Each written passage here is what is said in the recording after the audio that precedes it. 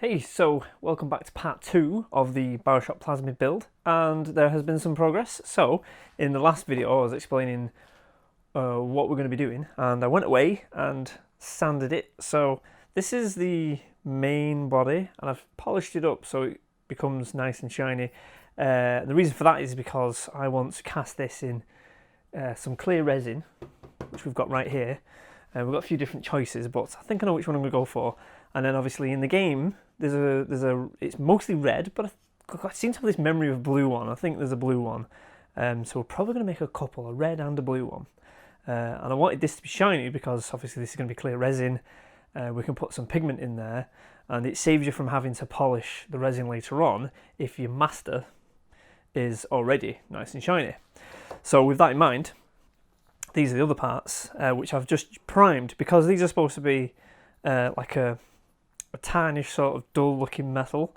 So again, I didn't want to make these parts shiny because I kind of want to replicate that dull, shiny, not shiny patina, if you know what I mean.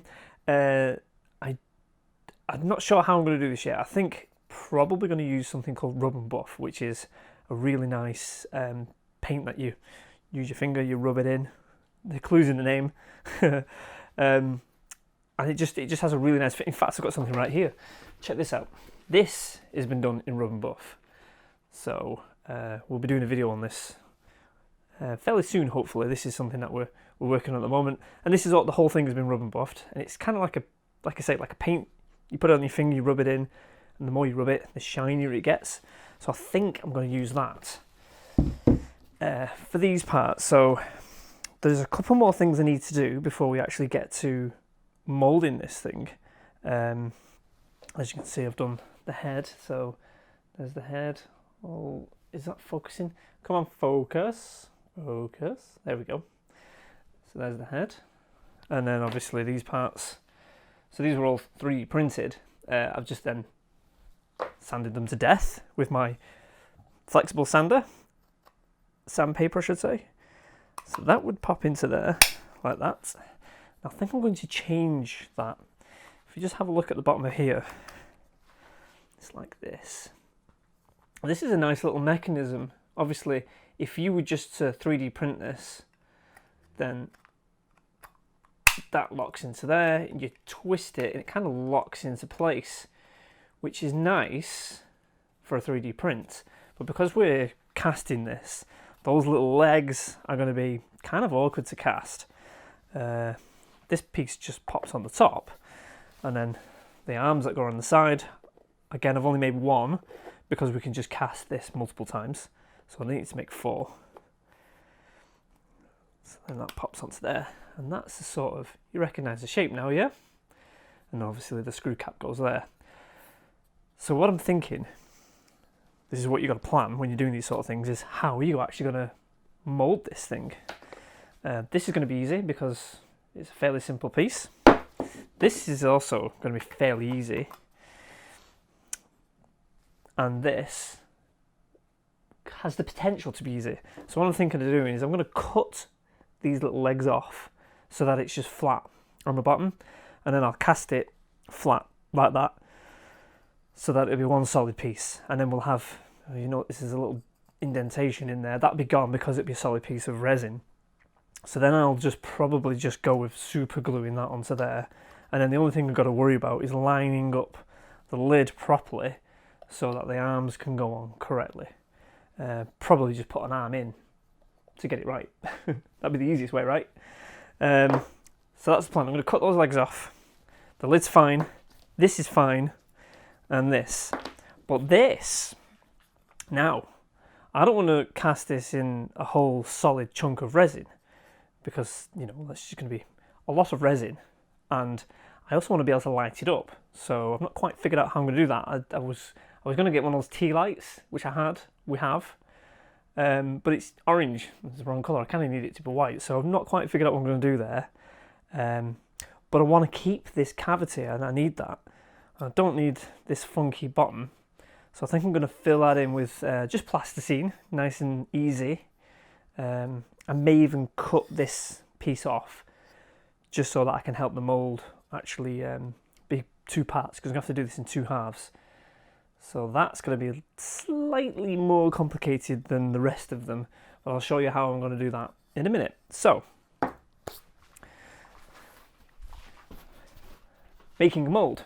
I use this stuff. This is foam core, and it's really cheap. It's basically just like a sheet of paper with a foam centre, another sheet of paper. And this is great for making your moulds, your box moulds. So if, for example, I'm going to get this piece here, and I will cut it out so that it fits nicely on there, and I'll build up the walls around it out of the same stuff and a bit of hot glue, and that'll become like a little case basically for the silicone to go into, and then you leave it overnight to set, and there you go, that's moulded. So that's what we're going to go ahead and do now. So I'm going to get set up, and I'll show you how I do some of these boxes. I'm not going to show you all of them because you get bored to death. I'll just show you how to make one of them. Our plan is in the future to do some how-tos, so we'll go more into detail on moulding and casting, all that sort of stuff, but I don't want to go too detailed in this. This is a build for the plasmid. So here we are over at my giant cutting board, and there isn't really an exact science to this. All we're trying to do is make a box that fits around the thing that you want to mould. So actually, before I start, when I was spray painting this, I filled in this little end cap, which is where the thread goes for the lid. So I need to take that out because I didn't want to get spray paint in there and it start affecting the mechanics of the thread. Yes. So once I got this out, we can crack on and get that done. And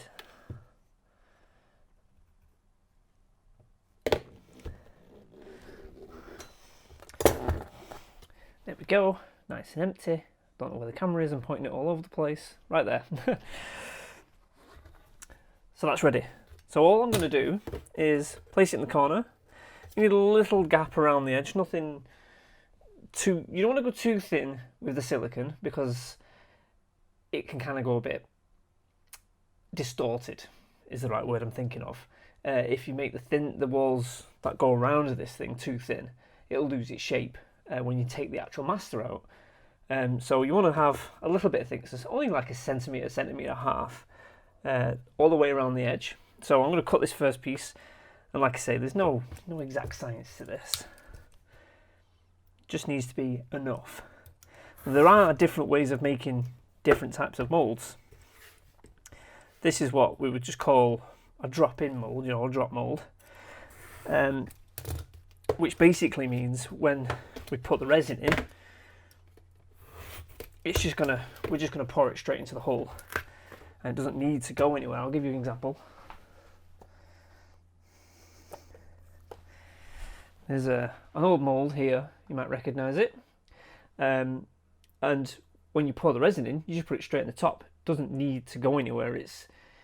That's it. But then we have different types of mould where it's 2 pieces of silicone. So I've got an example of that, like this one, for example.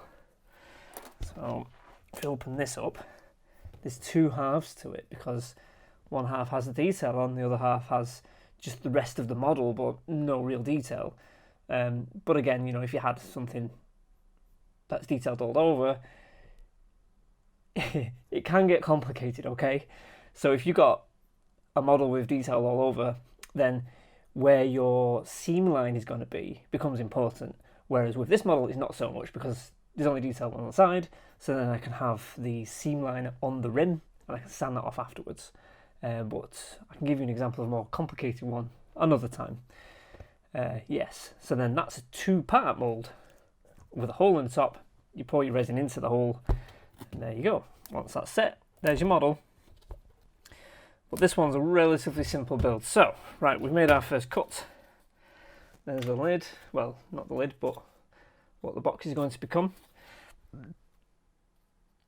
And it seems my blade is going blunt, so I need to sort that out. But there's a couple of different ways of doing this. There is no wrong way, but you can either take the edge of this, if you can see from there, and you can cut another square out, which will then build the side, yeah? Or another one that I like to do is I put little notches along here and I will rotate the thing around so I have one continuous piece. Now this piece of board is actually long enough, so let's do that. I'll show you what I mean. So put that piece there, that's going to be my corner, and I'll put a little notch in and then I'll turn it like that. And the reason I do it like that is because not all the sides are the same. It's not perfectly square.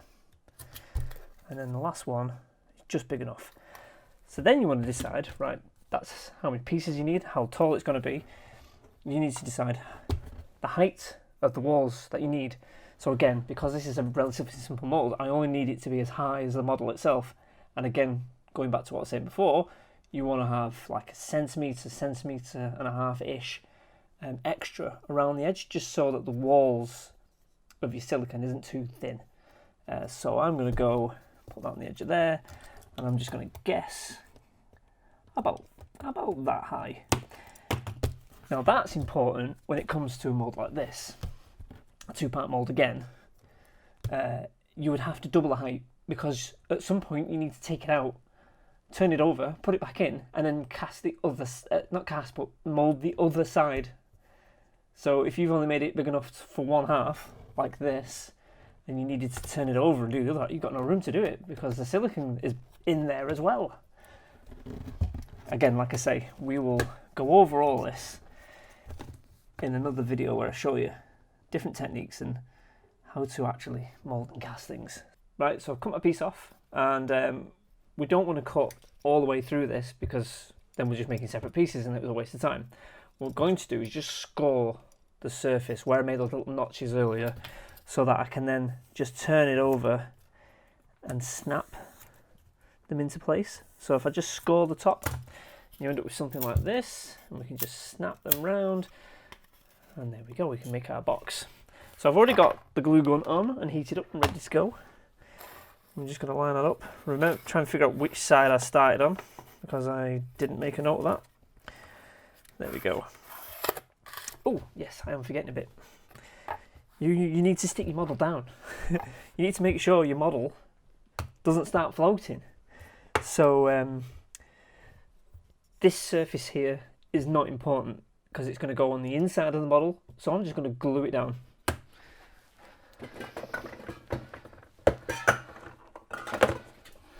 Here we go. So I have some super glue.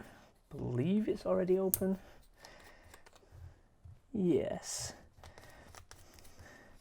And this is just an activator, so in fact I just got a little super glue on my hand.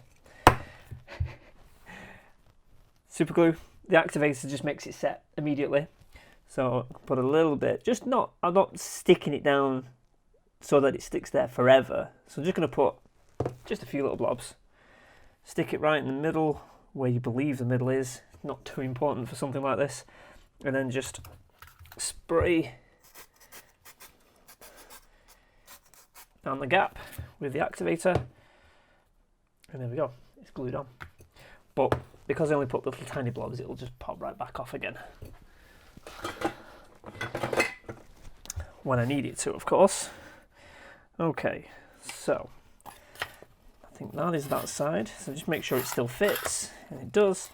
Another thing to note as well, when you do the cuts for these, your turns, make sure the last one is a little bit longer, so that when you glue it together, you've actually got a side to glue it on. Because if you made it exactly the right size, you would end up with something like that, and that your silicone will just leak out of there. So you give it just a little tad more, so that you can close that gap properly. Right, so let's glue this up. So I'm just using standard hot glue and get through loads of sticks and sticks of this. So I'm just going to stick that first side down straight away, like so. Let that set. Just hold it in place. I've got a little blob there, just need to get that. There we go. And then once that's set enough and you can let go, then you can just work around to these two edges, get some extra sticks, because you get through this like no tomorrow. run that along the edge, and it's good to work on a surface like this cutting board. I think I got this on Amazon. Great big cutting board, relatively cheap, because the hot glue doesn't stick to it, so that's super handy, and you can just use it for cutting all you work on. So I leave the last one so that we can close off the gaps. If you can see right there, because we don't want to run the glue along the bottom of there and then not do that last corner, because again you'll have a gap. So then we seal that up. I'll hold it in place. Hot. Yes, if you ever get hot glue on you, roll it immediately and you won't burn. If you leave a blob of hot glue on you, you'll burn. Roll it up straight away and then you'll be fine. Okay, so I'll let that set, I'll hold on to it. So what I'm going to do now is going to go and do all the rest, and we'll move on to actually doing the silicone. So real quick, I thought I'd show you this. This is how I'm dealing with this. So because I want to keep it hollow, I have to make a two-part mold like I was mentioning before. So I'm going to do the outside first, and then I'll have to turn it over, take out what's inside here, and then mold the inside as well, so that I can cast it hollow. So what I've done to make that happen is I filled it in and put some plasticine in, and then these holes are just to help lock in the other half of the mould when it's all cast. So again, I'm using this as an example. Take these elastic bands off. You see this? So the holes that these holes here that I've basically made in there will end up being like that. So then when I cast the other half, I take the plasticine out, and the silicone will fill those holes so that they lock in together like so. And then you end up with a really nice seam, and that's the whole point of that. So we'll end up with a mould which goes around the outside of this, and then when I turn it over and take all the insides out, the plasticine, and then mould the inside, it should lock together nicely, and that's what I'm going to achieve. So I just wanted to show you that, because you might be wondering, how is he actually going to make that thing? And then I can leave the rim that I've glued down, I can leave that exposed. And that's how I can fill it that way. So when I turn it over like this, there'll be just a rim showing inside the mould, and that's how I can fill it up with resin. That's the plan. Moulds are all ready to go, or mould boxes with our parts in, and there's that one, and the little screw head, and the big piece, which I have stuck to the table. Now, there we go. Right, so now we want to get our silicone ready. So I'm going to use this stuff. This is called Moldmax 30, and that's what this pink stuff is. And we've got a few different ones, but I'm not going to talk about all that sort of stuff. And this is the activator, which is a lovely dark red, which ends up being pink. So we're going to mix up some of this. And when you're dealing with things like this, if you ever decide to do moulding of your own, make sure you read the instructions that come with it. They all come with a data sheet, tell you all the things that you should be doing, you shouldn't be doing, whether you need a respirator or gloves or whatever. I always recommend wearing gloves with all this kind of stuff anyway, so make sure you've got those sorted out. In this workshop, we've got ventilation and all that sort of thing, so when we're working with the resins, there's only certain ones it'll tell you on the bottle or in the data sheet that you'll need to wear a respirator for. Some of like the epoxies and stuff like that are quite potent, so you need to make sure you're doing all your safety, PPE and all that sort of thing. Right, Moldmax 30, I use it quite a lot, so I already know what kind of measurement I want for this, but there is a way to get the correct measurement for the thing that you're pulling silicone for, because this isn't exactly the cheapest stuff in the world. So you don't want to be making too much or too little. But again, I don't really want to be waffling on about how you do these things. I want to kind of save all of that for another video. But having said that, there is a formula.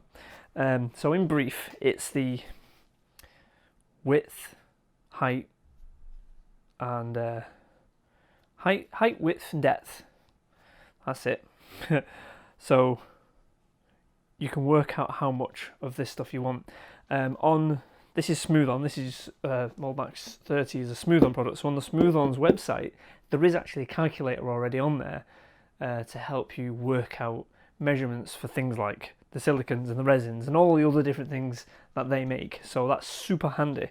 But like I say, I've been using it for so long, I already know what I want. So I'm going to start off with doing 500 grams, and there's a reason I do 500 grams straight away, is because these little pots that I pay £1 for are perfect for 500 grams. They do, what does it say on there? A litre and a half. Is that a litre and a half? Yeah, like 6 pints. Anyway, whatever. So I'll measure that. Oh, I need a thing. A trusty mixing stick and some blue roll. There I am, all thinking I'm prepared. Okay, so scales on. Now you can do this. There's different ways. I think this says do it by weight. Some stuff is do by volume. But yeah, this one's by weight. So we're going to get my measurement in here, and then we will take it over to the vacuum. Right. I've put just a little bit too much in, but I can get out. See how the consistency of this stuff is quite thick. Doesn't really smell of anything. Can't smell anything. So it's 4. Just a little bit more take out. And put a little bit back. Take a little bit out. Put a little bit back. There we go. That'll do. Right. It's fairly forgiving. You want to try and get the measurements right, because the activator that they give you, this stuff, you only get just enough for a gallon. Make sure you shake it up. So if you put too much in, when you get to the end of your gallon, you're not going to have enough left to do your last bit of project. So make sure you try and get this bit right. Back in the early days when I first started doing this, I ended up a whole bottle of this stuff out. So I had to convince my supplier to give me a bottle, which they kindly did. But yeah, I wouldn't recommend it. So we get this up to 500 grams by pouring the rest of this in. There we go. Make sure you wipe the bottle. Do yourself a favour. Always keep the threads of these things clean, because a lot of the time you seal it up, you put it back on the shelf, you come back to it a week later and it's kind of solidified and it's become completely solid. Yeah. Right, so there's my mixing stick. So there is amount of time that you have to work with these, working time. I don't know what it says on here. I'm so used to working with it. Let's see. Doesn't really say. It'll say in the data sheet, but this one says it's curing time. Pot life, there we go, that's what we're looking for. Its pot life is 45 minutes. So I've got 45 minutes to mix this and get it ready. And then it's 24 hours for it to actually set. I find that it's not always a full 24 hours. Probably, it's nearly 5 o'clock now-ish. By the time I come into the workshop tomorrow at 9, it'll be set, it'll be ready. Sometimes I do find though that if it hasn't been long enough, it's not that it's not cured, because it usually is cured. It's not cured enough, and what happens is when you try casting resin into it, it gets a bit sticky. And we tend to be quite busy in this workshop, so yeah, dealing with the stickiness is a thing. The way to get around that is, of course, you can use things like talcum powder. Talcum powder, we have a release agent, I'll show you that. This stuff, which is Man Release Technologies, Easy Release 200, but there's loads of different versions of this. This is our favourite one. We get through tins and tins of that. And it's super important, super important. Not so much for this type of mould, because this is a release agent, so this will stop silicon sticking to silicon, because the thing with silicon is it loves to bond to itself, which is why this is quite easy. But if you're doing a 2-part mould, you can't just pour silicon in on top of the silicon, even after it's cured, because it will just bond, and then you have one lump of silicon with your model trapped inside it. So it's either stuck in there forever, or you've got to cut it out. So you use a release agent like that, you spray it on when you've got one half of your mould, and it kind of creates a barrier between the two mixes of silicon, and then it doesn't stick together. Yes, super handy. I like to use it. I would probably give these just a quick spritz, not these ones, but this one, because I find that it helps stop the silicon stick to the plasticine. Yes. So I'll give that a quick spray, and it also seems to help retain, like if you've got a really nice smooth surface, it tends to help retain that smooth surface. Right, so that's mixed up enough. Show you that. Here we go, nice and pink.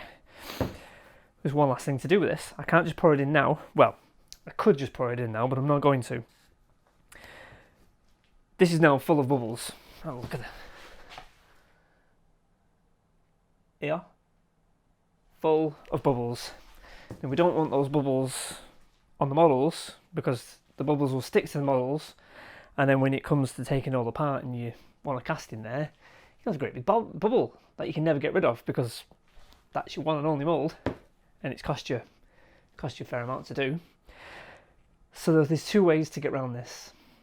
There's the simple way, which we're not going to be doing, is you can pour your silicon from as high as you can, like stand on the table if you can, and you want to get a string of silicon to come out. And the idea is the theory is, the bubbles will pop as they pour down, so really slow, thin stream. But that's not what we're doing, because I have a vacuum chamber. So we're going to go over there and we're going to vacuum the bubbles out of this. And I'm going to show it to you because it's really quite interesting. So let's go. So here is the vacuum chamber, and I will open this up, put in our silicon, and then flick, away it goes. And if you just have a look at this, this is literally pulling the air out of this chamber, and you will see eventually, get a better view, it will start to rise up as the pressure increases. Well, it's not pressure. Can you see that rising up? And it will come all the way to the top. And what that's doing is it's pulling all of the air out of the silicon. And what you'll see is it'll raise almost to the top. This is why I know 500 grams is just enough for this to not spill over the top. I hope. This will be the one time that it spills over the top. There we go, and you'll see the bubbles start to pop, and then it'll collapse in on itself. You'll see that any second now. There it goes. It's just gonna collapse in. Reminds you of the pink stuff out of Ghostbusters, right? So that is degassing. So we took the air out of the silicon. And there it goes. So I'll give that another minute or so. Let's just bring the camera back round. So we'll give that another few more seconds in there for all the bubbles to go. And the reason we do this is, well, like I was saying, you can end up with bubbles on the surface of your prop, which you don't want that to happen, because obviously, you know, your resin is going to end up in there, and when you pull your model out, it'll be just full of bubbles. It's awful. You don't want that to happen. And we have pressure pots here, so the vacuum for pulling air out, and a pressure pot for pushing air, not into the model, but into the chamber of the pressure pot. And if you had bubbles inside your silicon, it can warp your model and make your model all weird, and so you don't want bubbles inside your silicon when you're pressure potting stuff, which we're going to do with this project. So in part 3 of this video, when we start casting this model, I'll be putting them in the pressure pot, I don't want to show you in this video because I don't want to ruin it all. This should be ready, by the way. Yeah, have a look at this now. So there we go. So that's been going for a while. There's still a few bubbles that are popping away, but this will be fine. So we'll turn this off. There we go. And then I'll open up the valve. See the negative. Yep. So there we go. And then I'll open this up, let the air in.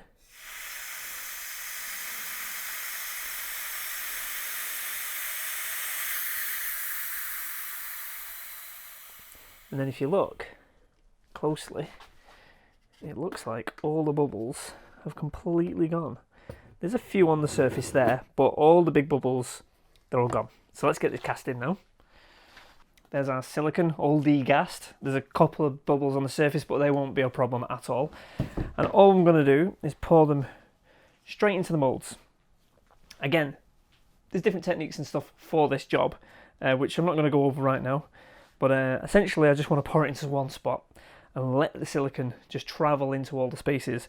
I'm going to start with this one because it does have some little underhangs where this piece goes into. So I want to give that one the first go so that I can move it around a little bit and get any trapped bubbles that might get in there. So because I've already degassed this, I can just pour it straight in. I don't want to go wild and let it just go all in. I'm just going to pour it into one spot. It's quite thick silicone, so I'll have to let it settle in, kind of. So that's that. I'm going to leave that just to kind of let it do its thing, and then I'll fill up the rest. Moulded a few of those parts. I've run out of the silicone now, so I need to mix up some more. That's what that looks like. So we're just going to let those settle